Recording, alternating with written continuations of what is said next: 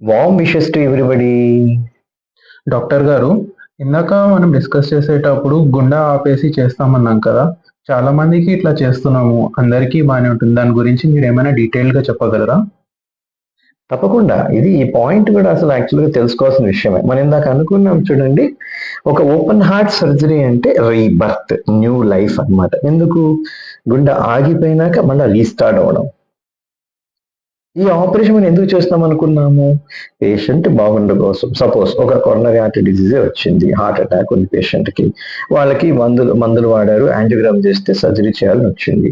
Surgery చేసేటప్పుడు మనం గుండె అరెస్ట్ చేసి చేయొచ్చు, చేయకుండా కూడా చేయొచ్చు. గుండె అరెస్ట్ చేసినప్పుడు ఒక మిషన్ ఉంటుంది. హార్ట్ లంగ్ మిషన్ అనే ఒక machine it will take care of the function of heart and lung. దాన్ని అంటారు కార్డియోపల్మనరీ బైపాస్ మిషన్ అని కూడా అంటారు.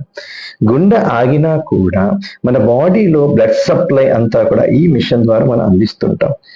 కానీ అది గుండెని రీప్లేస్ అయితే చేయలేదండి. It will only it will only act at least 50% of heart action lung action చేయగలుగుతుంది కానీ 100% వాటి యాక్షన్ చేయలేదు. సో ఆ టైంలో బాడీలో బ్లడ్ సప్లై అనేది లో ఫ్లోగా వెళ్తూ ఉంటుందన్నమాట. ఆ లో ఫ్లో మెయింటెనెన్సే మళ్ళా ఆపరేషన్ అయిన తర్వాత మళ్ళీ గుండె మళ్ళా రీబర్త్ అంటే గుండె మళ్ళా రీకొట్టుకోవడానికి మనకు హెల్ప్ చేస్తుంది. దీన్నే కార్డియాక్ ప్రొటెక్షన్ అంటాం అనమాట. ఈ ప్రొటెక్షన్ జరుగుతున్న టైంలో మన బాడీలో ప్రతి ఒక్క ఆర్గానికి బ్లడ్ సప్లై ఉన్నా కూడా లో ప్రెషర్స్ లో వెళ్తుంది కాబట్టి ఒకవేళ వాటిల్లో కానీ ఎక్కడైనా ఏదైనా డిఫెక్ట్ ఉంటుంది ఇప్పుడు బయటపడుతుంది. సపోజ్ లివర్ బాగాలేదనుకోండి, ఆపరేషన్ తర్వాత లివర్ ఫెయిల్యూర్ వస్తుంది.